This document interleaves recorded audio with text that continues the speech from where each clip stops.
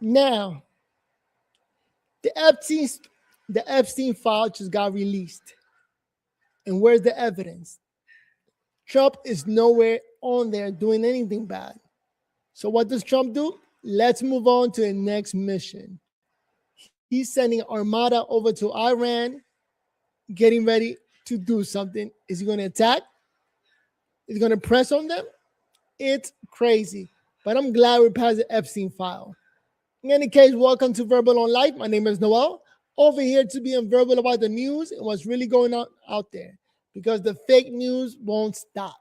We got to hear what's real. In this video, let's take a look at Maria Bartiromo reporting on what's actually happening out there. Because Trump is making it happen. Insane. Let's take a look.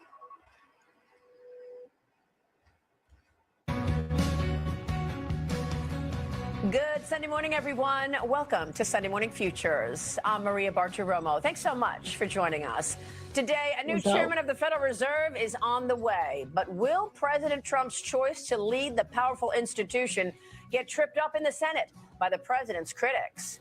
Plus, a powerful armada is in striking distance of Iran right now, as President Trump once again warns the Ayatollah to stop the killings. We have a large armada, flotilla, call it whatever you want, heading toward Iran right now, even larger than what we had in Venezuela. Iran claims its finger is on the trigger should President Trump get involved in Iranian leadership crushing dissent. Coming up, Missouri Senator Eric Schmitt from the Joint Economic, Judiciary, and Armed Services Committees, with President Trump's options on the table, along with former National Security Advisor Victoria Coates on the tinderbox in the Middle East. Will the rogue regime finally fall at the hands of President Trump? Plus, the soft power behind the man. You can come in. Good morning. My proudest legacy will be that of peacemaker. Peacemaker and defiant. First Lady Melania Trump launches her highly anticipated documentary where she advises her husband to unify the country. Will he do it? Coming up, Press Secretary Caroline Leavitt with the president's agenda ahead. Then drugs, human trafficking, and murder in Mexico. The Mexican ambassador is here this morning on claims Mexico is capitalizing on holes in U.S. immigration policy to undermine the country. Ambassador Esteban Moctezuma Barragan in the hot seat this morning, along with Texas Governor Greg Abbott at the center of border crossings in America at the Texas border. It's all right here, right now on Sunday Morning Futures.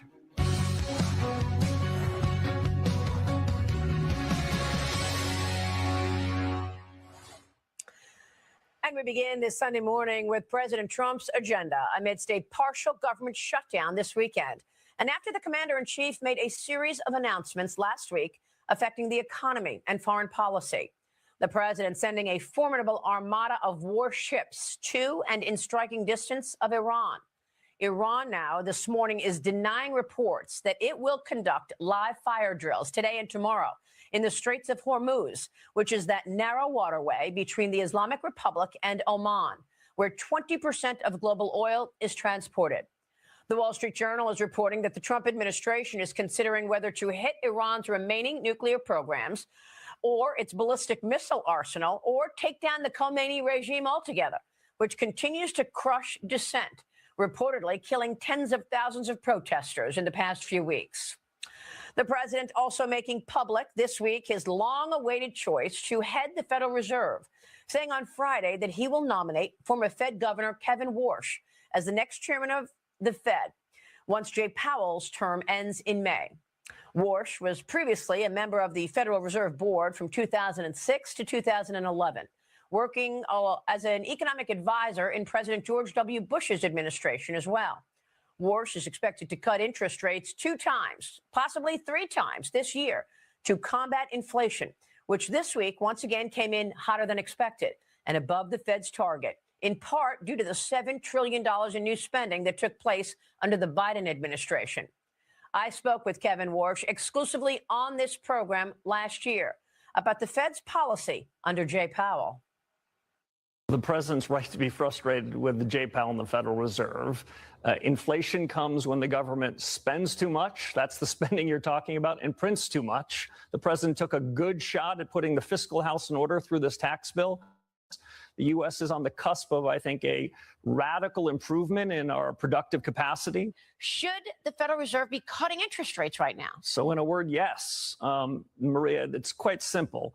Why is it that money and financial conditions are so loose on Wall Street and considerably tighter on Main Street?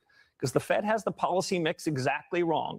It has a big balance sheet like we're in the 2008 crisis, the 2020 pandemic, and has rates that are too high. It needs to shrink the Fed balance sheet and cut interest rates. In so doing, Main Street can get a much lower cost of credit. Yeah. First-time home buyers can find their way into houses, and the policy mix would be right. Republican senators and some Democrats tell me that Warsh will likely be confirmed, although the confirmation process is already facing at least one potential hurdle. North Carolina Republican Senator Thom Tillis, who sits on the Senate Banking Committee, says that he will oppose all confirmations of any nominee until the Justice Department ends its investigation into Jay Powell over allegations of making false statements to Congress about the Fed's building renovation currently underway. Coming up, we will speak to Missouri Senator Eric Schmitt about that, as well as the Armada in striking distance to Iran. But first, this Unity in America. First Lady Melania Trump's highly anticipated documentary, Melania, out in theaters globally this weekend, where at one point, the First Lady advises President Trump to be a unifier, something Mrs. Trump explained to me in my one-on-one this week on Mornings with Maria on Fox Business. I think he's doing a fantastic job. He had a great success. And he's unifier. He's positive thinking, forward thinking. He wants to put, this country in the order that everybody can live here freely, not in danger. He would like to have a country that all of the people can walk down the street and not to be harassed or murdered or women raped. I think it's very important. And what happened a few years ago, so many criminals came over the border, and he closed the border now a while back already. And we need to take care of our citizens. And joining me now with more on the president's agenda and his efforts to unify the country in this moment in time in the Sunday Morning Futures exclusive is White House Press Secretary Karoline Leavitt. Karoline, thanks so much for being here with us this morning. You heard what the First Lady told me. Does the president talk about that with you? Has he talked about efforts to unify the country?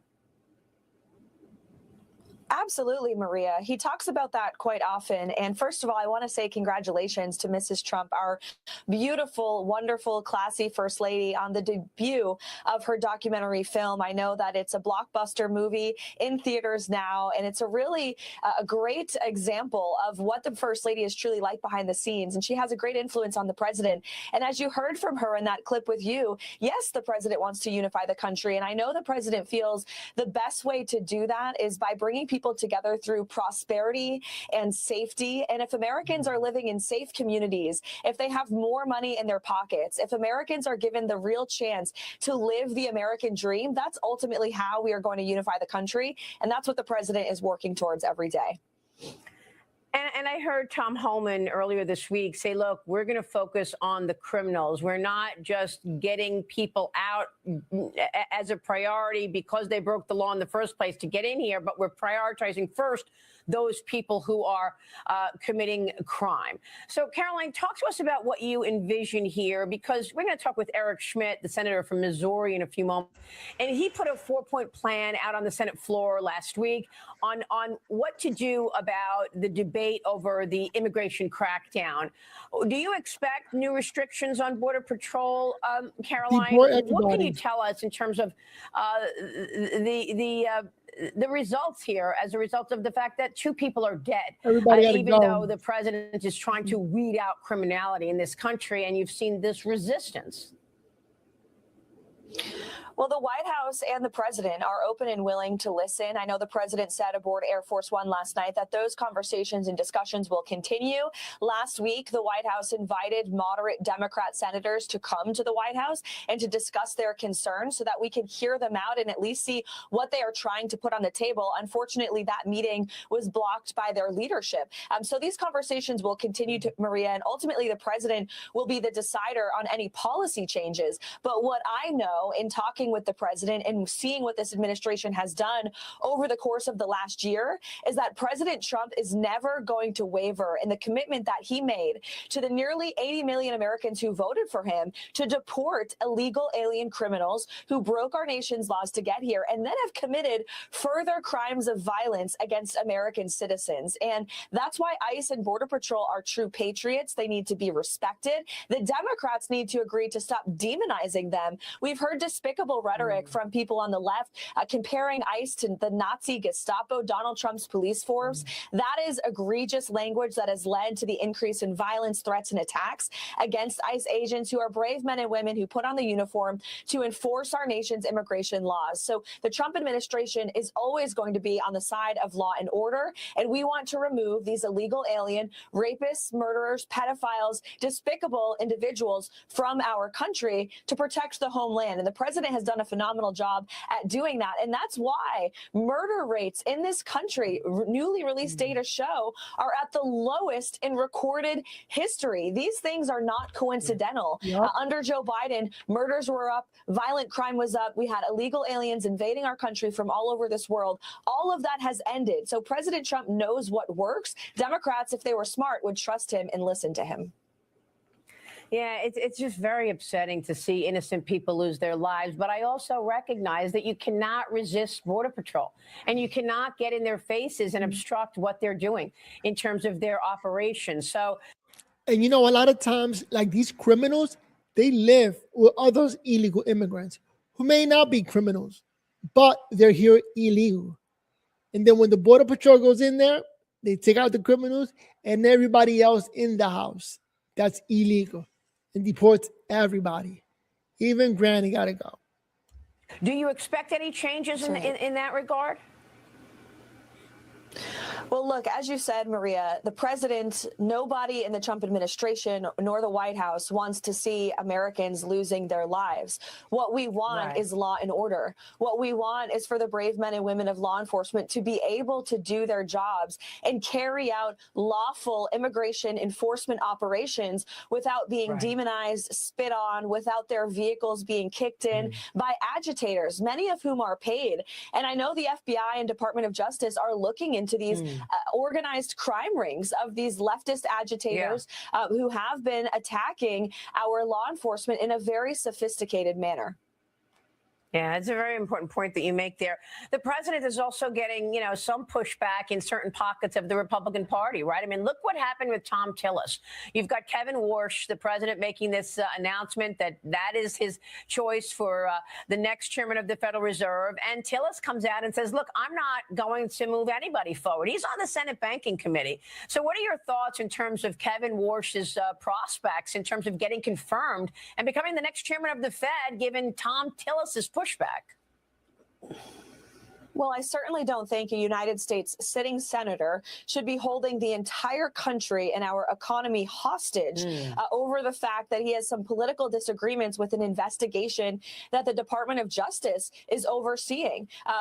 And the DOJ is overseeing a probe into Jerome Powell, a legitimate probe.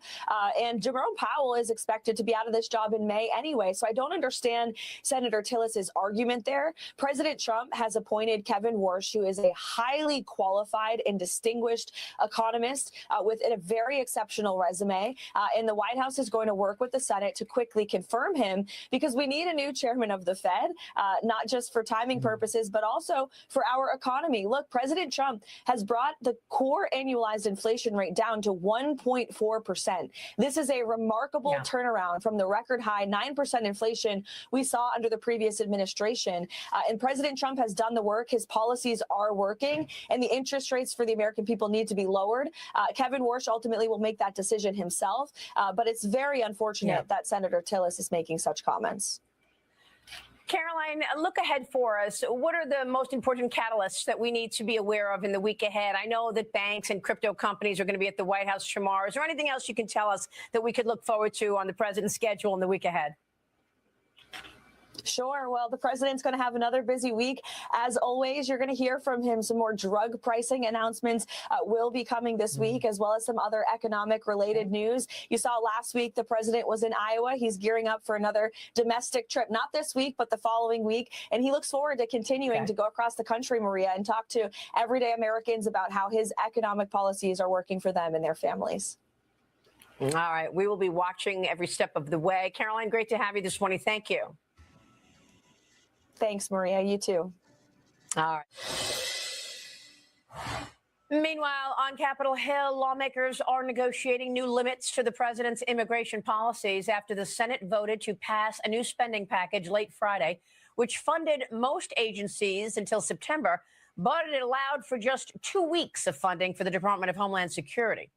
Republican sources now tell Fox the package should be voted on Tuesday in the House after the deadline to fund the Pentagon and the Department of Homeland Security came and went at midnight on Saturday morning, triggering a partial government shutdown, which we're in right now. My next guest, Missouri Senator Eric Schmitt, laid out a 4-point immigration plan on the Senate floor on Friday, which includes ending sanctuary cities, enhancing penalties for illegal entry and reentry, protecting law enforcement officers, and dismantling rogue non-governmental organizations. Joining me now, the man himself with more on his plan is Senator Eric Schmitt. Senator, it's great to see you. Thanks so much for being here. Good to be with you, Maria. So do you expect we're going to see new restrictions or changes with regard to Border Patrol and the Department of Homeland Security? What's your expectation? Yeah, I want to be clear. We're not going to do anything that inhibits law enforcement's ability to execute the laws that Congress has voted on and the deportations the American people voted on in November of 2024. President Trump ran on this issue. It wasn't a footnote, wasn't a side note. This was a central plank of his campaign. The American people deserve that. And I think it's important, Maria, to take a step back. This didn't begin in Minneapolis last weekend or even when President Trump last January. This began in January of 2021 when Joe Biden took office, dismantled the border controls that we had before, and let in 15 to 20 million people here illegally, including tens of thousands of murderers, hundreds of thousands of other criminals. And so to my Democrat colleagues who've made this now a central focus of the next 2 weeks, thank you. Thank you very much, because we're going to have this debate now. This is a home game for us. We need to be aggressive. If they're going to put forward these ridiculous proposals that put immigration enforcement and the individuals who have families in harm's way, we're going to propose and move forward on ending sanctuary cities, increasing the penalties for illegal entry and reentry, making sure we dismantle this NGO network that exists that's creating all these confrontations and protecting law enforcement. We should not back down at all, Maria. We need to press forward, and the deportations will continue. Well, you've also got, leaders in the Democrat Party telling citizens to get in their faces, get in the faces of ICE. Okay, well, Tim Walz just the other day, 2 weeks ago, told citizens to get out their cameras and record all of the ICE operations. You've got people pushing back because they're getting the directive from your colleagues on the left. Yeah, I think the most shocking thing about all this the last few months here is the rhetoric, as you mentioned, from these Democrat elected officials, calling people Nazis, calling these law enforcement agents the Gestapo, President Trump's secret police. It's ridiculous. And I don't know if they actually believe it. I don't know what's really in their heart, but I do know a lot of people on those streets do believe that. And they keep telling them that. And they tell them to, disrupt these investigations and disrupt these activities that law enforcement is lawfully doing. Protest all you want, but you don't get to interfere in those operations. And it's incredibly dangerous. And my fear is through their rhetoric, we've already seen tragedies. We're going to see more of them unless they pump the brakes on this stuff. The solution is very clear. The de-escalation that can happen needs to come from the Democrats to say, protest all you want, but step back and let law enforcement do their jobs. Yeah, because law enforcement will respond accordingly. I mean, they're trained. Let me move on to economics. And Kevin Warsh, obviously a highly regarded person, is the president's choice to lead the Federal Reserve. Do you expect he will get confirmed? And what about this pushback from Thom Tillis? I do. He's extremely qualified. I think he has broad support, may even have bipartisan support. I don't know, but the Democrats are in full obstruction mode. Look, when these things happen, there are always sorts of statements that are made and discussions that are had, but I fully expect at the end of the day, he will get confirmed. Well, what do you want to see in terms of the economy and rate cuts? Different? Are you expecting a different policy coming out of Kevin Warsh's Federal Reserve? Yeah, I think one of the great tragedies of the Powell era is that this sort of deafness to what should have happened months ago, in fact, probably years ago, is rate cuts. He's been overtly political, in my view, in his job. His assessment of tariffs, which were wildly wrong, along with most of the financial establishment. But now we're going to have somebody in, I think, that's very forward-thinking, that's very focused on growth. We have record investment in this country, Maria, $19 trillion in the first year. You see the foundations being laid here for a boom for our economy. Look, there are people that are still struggling, and things are, not as affordable as we want them because we've had 4 years of maybe the worst economic administration we've ever seen with the Biden era. So I think better days are ahead. Senator, real quick on Iran, the president sending that armada there. What are the options? Do you want to see the president take action here?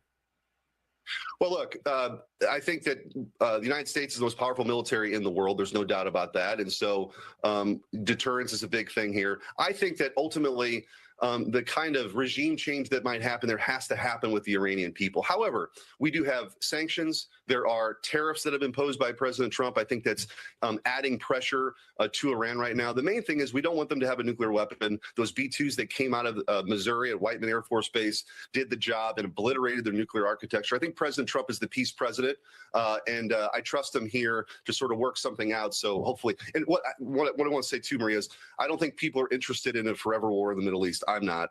But I think that's not really what's happening right now. We're talking about applying pressure, economic pressure, for the things that we think are smart here. Senator, why does it take so long for us to produce the weapons that we need? I keep hearing over and over again, we can't make stuff fast enough. Yeah, no, look, this is a challenge. And I think, quite frankly, some laziness that happened at the Pentagon over the years. We weren't focused on innovation. I do think that's changing. I think the presidency, one of the more underrated things that's happened in this administration, Maria, is not only with Secretary Hegseth, but Steve Feinberg, who's there as sort of the head of procurement. There's a lot of things that are happening internally, a culture change, that we have more competition, we can do things quicker, that we're not over budget and out of time. We live in a world of scarcity. We can't be everywhere all at once all the time. You see President Trump now telling the European allies they need to step up more meaningfully for their own defense so we can focus on the Western Hemisphere more meaningfully and the Indo-Pacific. We have to have the weapons to be able to do those things. I do think those changes are happening and there's progress, but it's been a problem for a long time, but finally we have an administration that's focused on it. Yeah, I've been studying this on Mornings with Maria on Fox Business. Defense technology is certainly an area we're going to continue to probe. Senator, it's always a pleasure. Thanks so much. Eric Schmidt joining us in Missouri. We'll be right back. We are entering the Trump golden age. All right. And Trump is on top of things, getting things done finally. No more promises, but actually coming through. So now that the Epstein files got released, let's move on to the next thing. Right? People got to get off and stop being stuck on stupid. All right, let's keep watching. Powers like Mexico are actively involved in organizing what they call the resistance to Donald Trump. That's not my words. That's what Mexican officials who live inside the United States say. If you look on the ground in Minneapolis, there are a couple of groups that are very actively involved in the anti-ICE protests. One of them is in the same building as the Mexican consulate and has worked aggressively with them. It's called Clues. There's another organization called MIRAC that has also worked very closely with the Mexican consulate.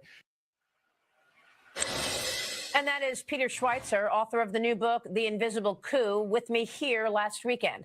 alleging Mexico's government is interfering in U.S. domestic issues, including the anti-ICE protests in Minneapolis. This as the USMCA trade agreement is coming up for review this summer, and the president has already told me, and his team has told us, the plans are for bilateral trade deals between the United States and Mexico and a separate deal between the United States and Canada. Joining me now is Mexico's ambassador to the United States, Esteban Moctezuma Barragan. Ambassador Moctezuma, thank you very much for being here. How do you respond to Peter Schweizer's comments there? First of all, thank you for having me, Maria. I think that facts are much better than opinions. And I just want to tell you that when he says that we're working against President Trump, you know that the vote of Latinos to President Trump rose from 28% in 2016 to 48% in 2025. Mexican migration has been dropping constantly since 2000. And so what you see is that reality offers a very different view. Mexican and United States governments are working very, very closely in order to tackle the migratory issue. You've heard President Trump saying in the UN and in Davos that the border is the most secure border in the world. And regarding security, you know that deaths because of fentanyl overdose have dropped 27% in the US. And that's because President Sheinbaum has been very, very tough against Mexican cartels. You know that she sent 10,000 soldiers to the border. She has apprehended 24,000 people, and they have destroyed about 1,700 labs in Mexico. So the thing that you can see is that Mexico is part of the solution, not the problem. Yes, and President Trump said that he had a very positive phone call with President Sheinbaum this week. Actually, he was very complimentary about the president. But Ambassador, what do you want to say to the critics who are questioning who really is running the country? Is President Sheinbaum really running the country, or are drug cartels in charge? You know, Mexico, as North America and the world, has a drug problem, and we have to fight together against it. International crime is something that we have to gather together to fight against them. We have to gather together to fight against them. The US is cooperating with us. Let me finish. I'll just let me tell you one thing about the last apprehension that occurred in Mexico of Ryan Wedding. You know that Kash Patel from the FBI, he said a tremendous shut up to the government of Mexico. President Sheinbaum, Secretary Harfuch, and the military and law enforcement officers in Mexico work hand in glove with our teams. So we're working to fight against this important issue, and that's the way to do it. Yes, and Kash Patel was my guest last week. That very comment, he said that here, actually. But we got to get it done and work together. Intelligence in following the financial. Anyway, the internet is wilding out right now, but it is a lot of work. And the only way it gets done is if you follow the money. All right, let me fast forward to the next section. But yeah, Trump getting it done, not just promising things, is something new. And everybody's shocked that there's got to be a lie. Nobody's this good. Nobody is this honest, but Trump is. All right. Let's check out the next section. Sorry about that. Here we go. in some cases to get in their faces, to record their operations and stop the operations. Joining me now with more on this, ICE and Border Patrol, in some cases to get in their faces, to record their operations and stop the operations. Joining me now with more on this Sunday Morning Futures exclusive is the governor of Texas, Greg Abbott. Governor, great to have you this morning. Thanks for the governor of Texas, Good morning. Greg Abbott. Yeah, Governor, great to have you this morning. Thanks for being here. And it's happened in the state. all right, let me pause it. My internet may be a little bit off. But yeah, Border Patrol. I don't know why some government officials are talking against ICE when ICE is federal and you got these state governors just talking bad about them. Insane. But let's see what Texas is doing. It's when you actually are working. Happened in the states when you actually are working with federal law enforcement. And you know what? And that's what Only blue states are going against the government. All the red states are actually working with Trump, which is kind of racist, but is the truth. You can't go against the government. So the blue states are the ones paying. what the case has been in Texas. Is that Well, that's exactly right, Maria. Listen, and under President Trump, for about 8 or 9 months in a row, there's been exactly zero allowed to cross the border. 8 or 9 months in a row, there's been exactly zero people allowed to cross the border illegally and to stay. 8 or 9 months in a row, there's been exactly zero people allowed to cross the border illegally and to stay in the United States. Remember, President Trump, the largest victories ever for election is because he was made the succeeding at all those three things that he was. All right, this thing keeps skipping, so I'm just gonna let it go and move on to the next section because this is ridiculous. Worth of patriots to the Saudis.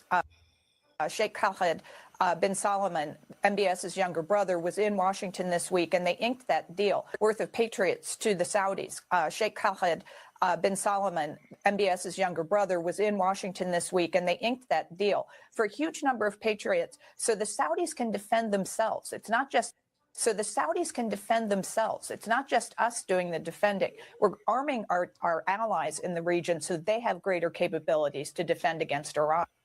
Yeah, it's a great point. It's just frustrating that it's taking so long to get the weapons on the ground that we make weapons fast enough to keep up with what's going on in the world. No, we can't. But again, really make weapons fast enough to keep up with what's going on in the world. No, we can't. But again, really now. All right, this keeps repeating. That's going to happen in 2026 in the Congress is critical.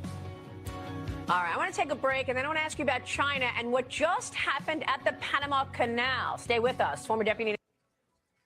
All right, I want to see that last section, what happened at the Panama Canal. In any case, if you're still watching, make sure you give us a thumbs up to try to get the word out. And then stay positive. All right, last section for today.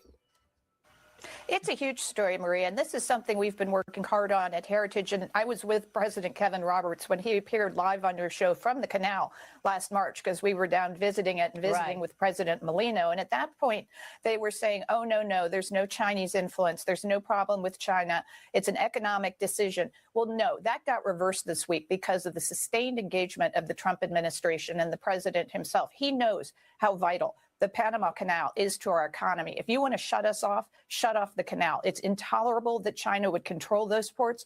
And now the Panama Supreme Court has declared that contract null and void. The Danish company Maersk is going to come in, and then we'll see if BlackRock takes them over. Well, that was my next question. Do you think this opens up the opportunity for BlackRock to acquire those ports? Because we thought that they were going to be able to, but then China stopped them. I mean, China has been very effective at infiltrating ports all across the world.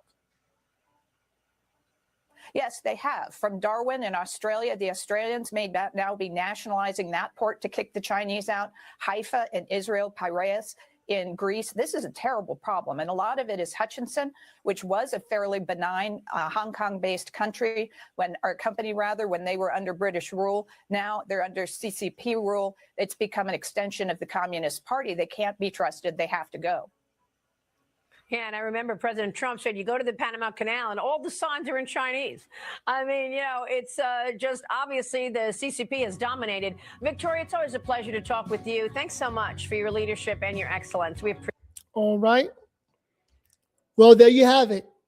The Trump golden age. All right. You got Trump dealing with everything outside of the United States and inside of the United States, where you got the Democrats politician talking against ICE. And talking about why is the president deporting everybody and not just the criminals, which is like, if you're here illegally, you're a criminal.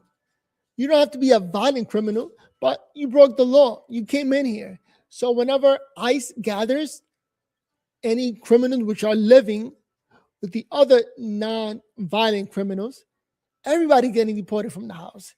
All right, I'm sorry, but the grandma and the little ones got to go. And they got to just apply to become citizens, so apply to come back to America. I'm Dominican. I applied and I got back in legally. All right? But again, in case if you're still watching, give us a thumbs up. My name is Noel, over here to try to keep it honest with the audience, right? No more fake news. Now with streaming, everybody can have a voice. And the reality is that this president is going above and beyond the call of duty. All right? Cleaning up the streets is not an easy task, but it got to get done. And those ICE agents, those politicians calling ICE agents Nazi criminals, insane. Sometimes when you got to go, you got to go. So deport everybody back to their home countries. But what do you think? Comment down below. And if you're still watching, give us a thumbs up, because we got to be verbal on life and keep our voices out loud. Not be afraid to talk. Put your face in front of the cameras and just talk, or at least comment down below. Because at the end of the day, we are living in the golden age, right? I can't wait for tax refund season to kick in. Hopefully our taxes will be good. That'll get more people to vote for Trump. So if that money comes in, we're going to be set. I'm counting down. But what else did he talk about? So I didn't even know we had war with Iran, where Trump is just sending over the Navy over there to take care of that issue, just like he took care of Venezuela.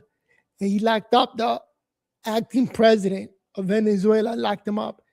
Man, our army is good. They were able to go in there and just take out the acting president. We're supposed to be the fake president, but he got it done. So, and then all those Mexicans that are here illegal or selling drugs, he's working on that one, taking them out. Another thing that he's working on is Cuba. Now that Cuba don't have the Venezuela oil coming in to help them out, they're probably going to cave. They are going to cave, and then another victory for Trump. I think the ultimate victory that everybody's waiting for is the Russia-Ukraine war. Once he get that done, and he doesn't get the Nobel Peace Prize, because they never give them any credit. They don't give him the Nobel Peace Prize, and they don't give him the midterm elections. Like, if he loses the midterm election, they're probably going to vote to kick him out. And it goes to show they're going to kick out a good man. It's going to be crazy. I think maybe one strategy they could do, maybe step down and give the presidency to J.D. Vance, which is going to be a great president when he runs and wins in 2028. Him or Marco Rubio, they're going to be great leaders of this country. And let's be honest, those are the two coming up that are probably going to be running the country next. Hopefully not a Democrat, because now the Democrats, they're coming off as liars. All right? People just make promises and make a lot of money. You're supposed to get this job to do good for the people, which sounds fake. And they're really making it fake. But that's supposed to be the job, because they get paid good enough to live a good life in America. Like, there's a senator, Ilhan Omar. Running as a senator, she was making like $175,000 a year. That's a lot of money. But somehow 1 year to the next, she made $30 million. I'm sorry. She got to get investigated. That's a lot of money. That's insane. Makes me want to run for Congress now. If you can make that type of money, 30 millions, crazy. But in any case, I'm over here with my little fight, running for divorce. I don't even want to talk about it because it's not set yet. But going through that drama, I can't wait till I'm done with it. Maybe I could make a video about it. That's my little drama of dealing with illegal migrants. I ended up marrying one. Who does that? Lesson learned. But who am I talking about myself here? In any case, yeah, Maria Bartiromo, I like watching her show. I think it's a great show. I think she's pretty honest. I didn't like the fact that the last show she was talking about how tough the ICE agents were against pretty, what's the guy's name? Something pretty good. That guy that ended up getting killed. Like, he showed up at a protest event with a gun and then went up against the cops. It's like you don't go up to a protest event with a gun on you. And it's pretty sad that he got murked, but it is what it is. So now Maria Bartiromo even was talking against that, like how sad that was. What the hell? Why isn't the agents calming it down instead of shooting and killing people? Like, killing people is the worst case scenario. It's nice to be alive. Great to be alive. Joining you guys, being able to speak my mind. Can't complain about that. But every man knows that you don't show up anywhere with a gun where there are other men with guns. You know, it's not a good look. And especially police officers. So I think that's something that everybody knows from when you're a little kid. You don't show up anywhere with a gun on you. It's not going to turn out good.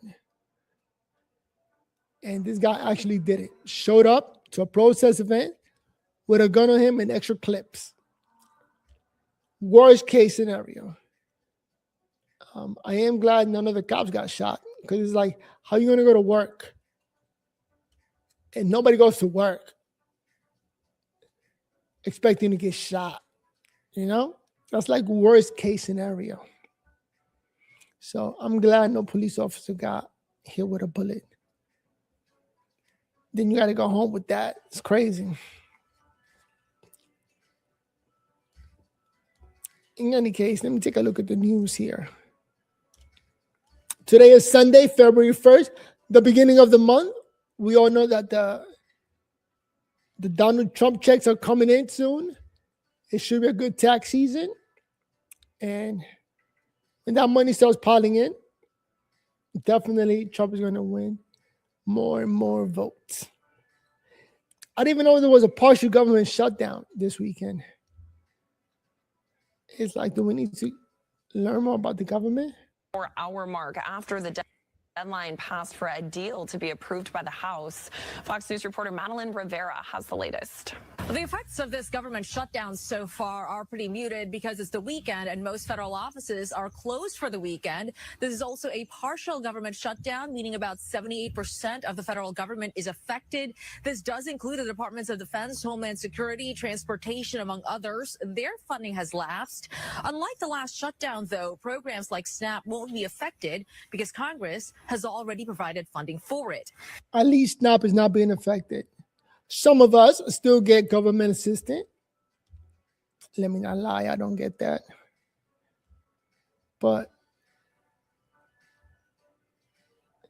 partial government shutdown sounds crazy. Trump got to fix that.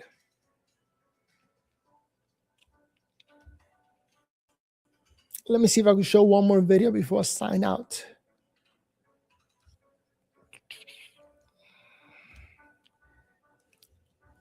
I like to check out what other channels are talking about. The Black Conservative is a good one. Always talking about the latest news and what's going on, especially with all the Democrat haters that are working overtime to take down Trump. And they definitely suffer from Trump derangement syndrome. And be honest with you, do you suffer from Trump derangement syndrome? Like whatever Trump goes for, you do the opposite. Complete TDS. All right, my internet sucks. My internet is so slow. I got one viewer. Today is Sunday. It's supposed to snow on Wednesday and on Friday of next week. So I wonder, they're going to shut down the schools. I went out yesterday once with all the snow outside. And I said, I'm going to wait for the snow season to be over. Hopefully global warming kicks back in. And we go back to the warm season. Because, global warming is fake news. Hopefully it comes back. Oh, look at Jim Jones. But yeah, all the snow and ice means not going outside. Oh, that means I got to do groceries to hold me down for like a week. You know what? I got enough groceries to hold me down. I don't have to go anywhere.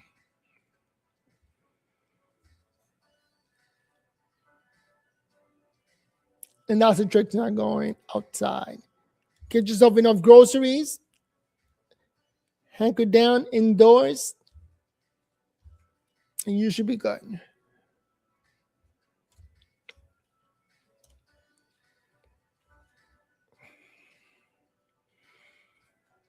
I got one viewer on Verbal on Life, and it might be my ex-wife, so let me shut up and not say too much.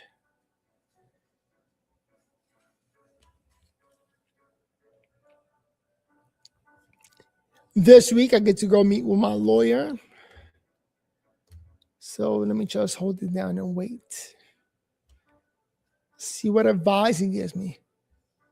All I can say is, thank God I got lawyer money. And that's something we all gotta know how to do.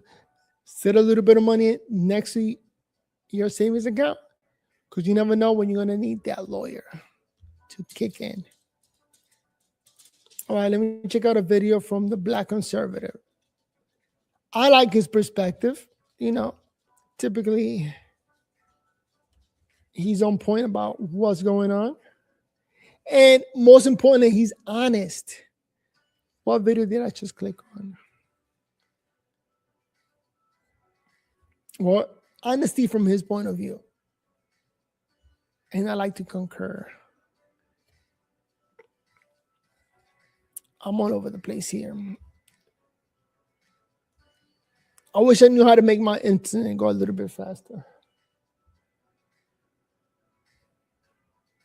This is what I get. I pay like $110 internet. Now, am I going to pay more? No, don't want to. Democrats suffer major blow after judge refuses to force ICE agent out of the state. I think I've seen all these videos already.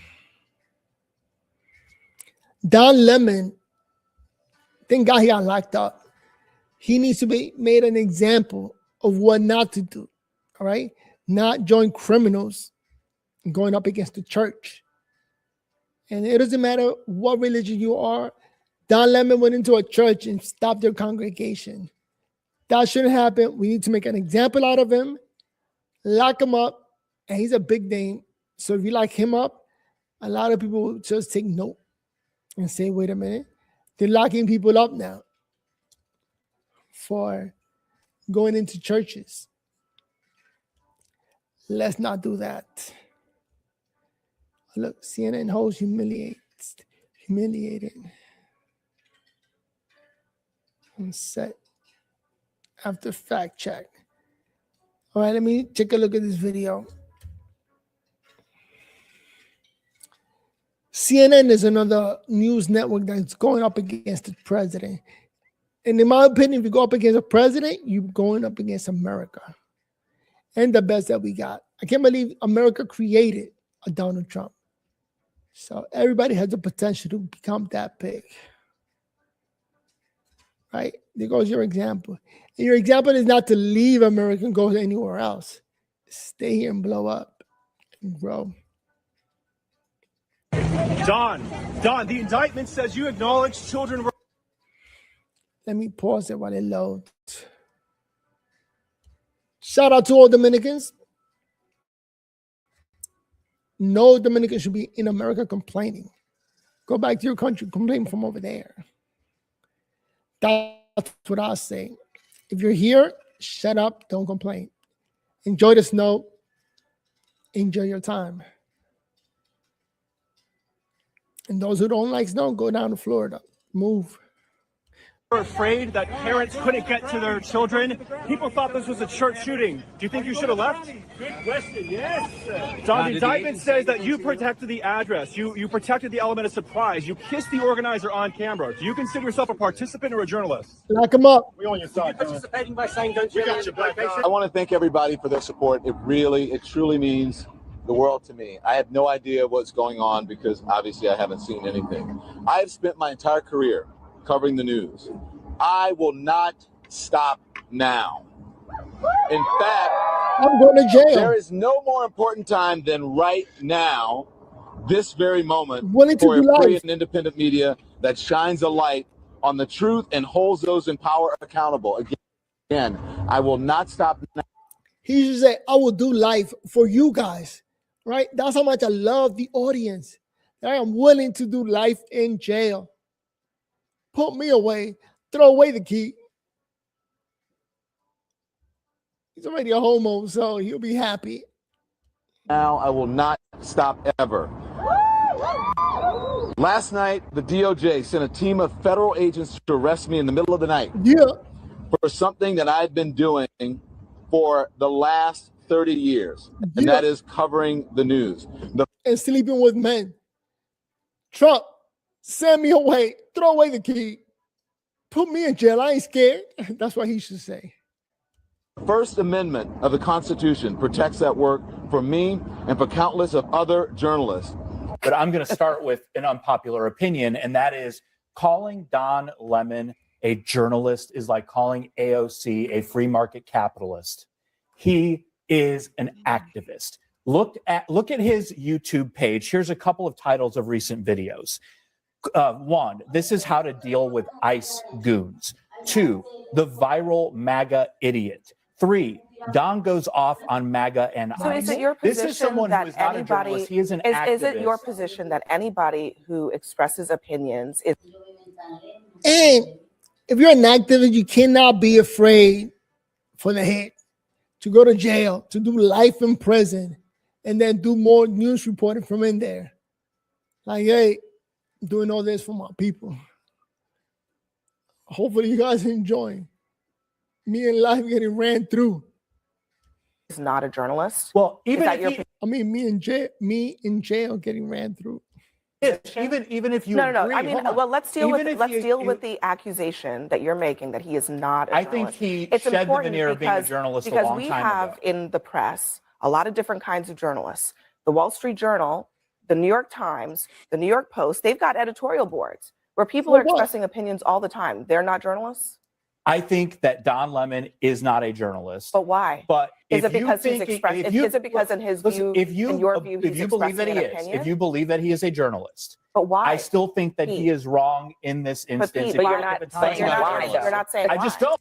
It's like he went with a group and recorded the entire thing. Everything's recorded. So all that is evidence to be used against him in court. This is like the best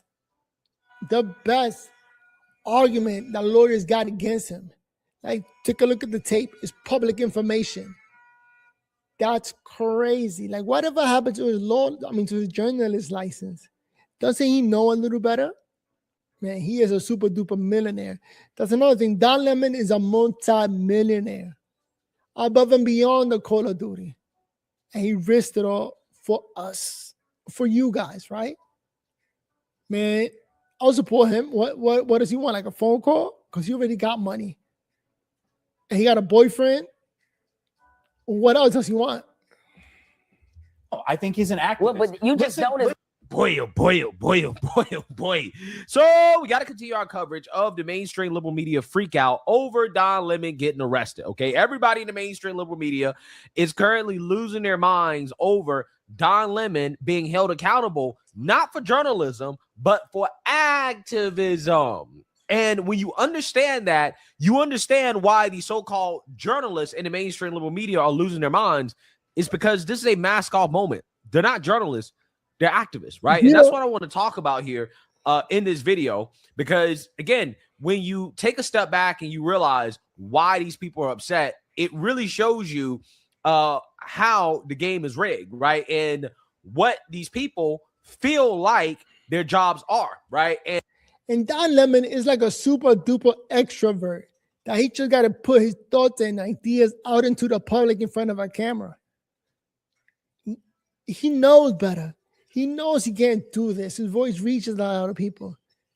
Ultimately, it reaches the cops and lawyers and prosecutors who looks like they're going to lock him up.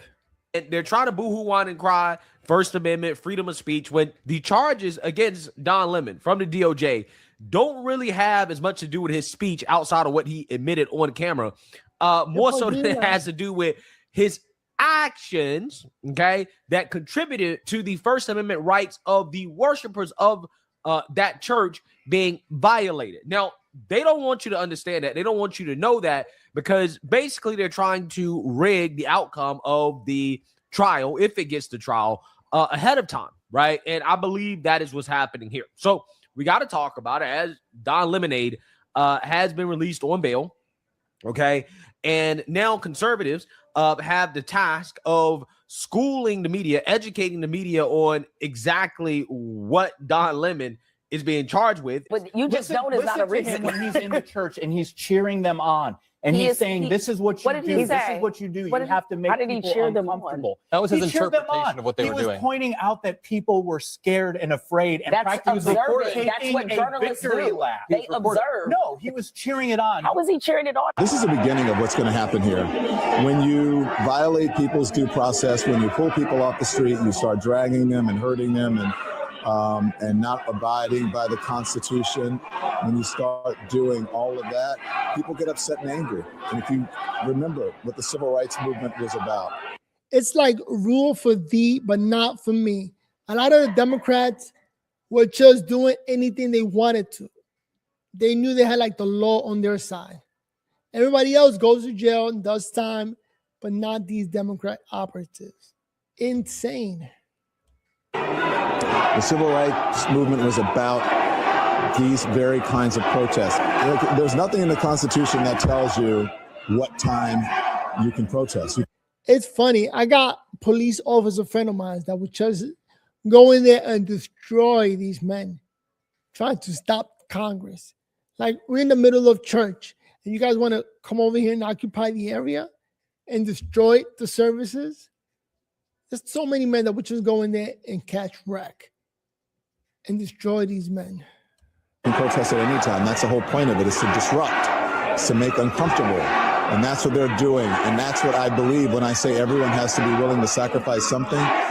You have to make people uncomfortable in these times. If you see how uncomfortable people uncomfortably. If he's pointing out what's happening right in front of his face. Scared and afraid, and that's why were they not? Protest. He's interpreting what the protesters cheering were it doing. on. How is he cheering it on when he's telling you what's happening? That's part of what we do. Did you see the parts where he was? He also told them, "I'm happy that you're doing this. I'm glad that you're doing this." Where he was interviewing the parishioners. Did you see those parts? Yeah, and I also saw when the pastor asked him to leave, and he refused to leave for 7 minutes. I didn't see a single moment where Don Lemon conspired with the others to further this crime. He was there reporting the entire time. Advance. So how did he further He that? admitted that he knew about it. That has nothing to do with that. Journalists are often just knowing about something before it happens. That's what happens. So if you know someone is going to be shot and killed, and you go to cover it, you're not complicit. Well, hold on. If you cover it, hold on. Amber, yes. Murder and protests are not the president just arrested 2 journalists.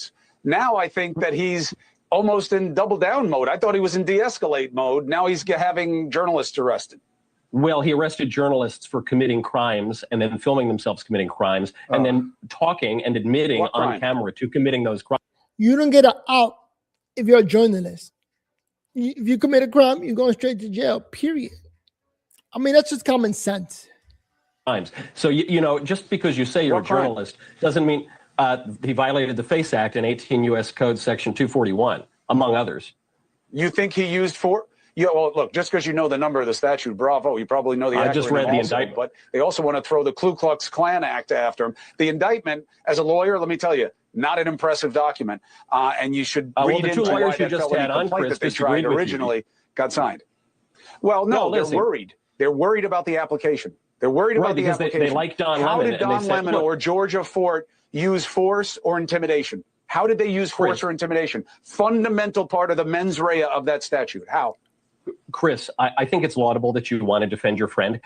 Don Lemon said on camera that the purpose of the event that he was actively participating in was to traumatize people. And he said that is good. That is what that is for. He went in there. He admitted on camera. You're believing the woman who organized it for some reason. You're not believing Don Lemon, your own friend. He said that he knew a secret. He knew about what they were doing in advance. He wouldn't say it on camera. He served coffee to his fellow activists in there. He violated the FACE Act. He conspired against my friend. Very important point. You cannot claim First Amendment protections while you actively violate the First Amendment rights of others. My friend, Chris Bell, his wife, Joan Bell, was in prison for 27 months over this for an abortion clinic. Because apparently the liberal media... They know better, all right? The man was breaking the law, and we got to make an example out of them so everybody understands. If we break the law, yes, jail will happen. That's what follows. But in any case, let me know what you think. Do you enjoy the video? My name is Noel here at Verbal on Life. Just super happy that they finally locked up Don Lemon. All right. He actually was able to record him breaking the law. So it's clear to people watching what it looks like when a reporter goes ahead and breaks the law, or when anybody breaks the law. So yes, he needs to be made an example of. He made an example of somebody breaking the law. Well, let's make an example of somebody doing life in prison. Well, not life, but at least 30 years. And then Don Lemon will get to be happy that he doing it for the people. Even though he's a multimillionaire, that would suck. If you're a multimillionaire and you got to go to jail, that's worst case scenario. But play stupid games, play stupid games, you pay stupid prizes, or you get stupid prizes. Some shit like that. Shout out to everybody out there, and if you enjoyed the video so far, been here for an hour, give us a thumbs up. My new goal in life right now is to try to stand out from here. This is what I get to do, battling my MS. Not easy, but here we are. With that said, see you in the next video. Peace, and I'm out.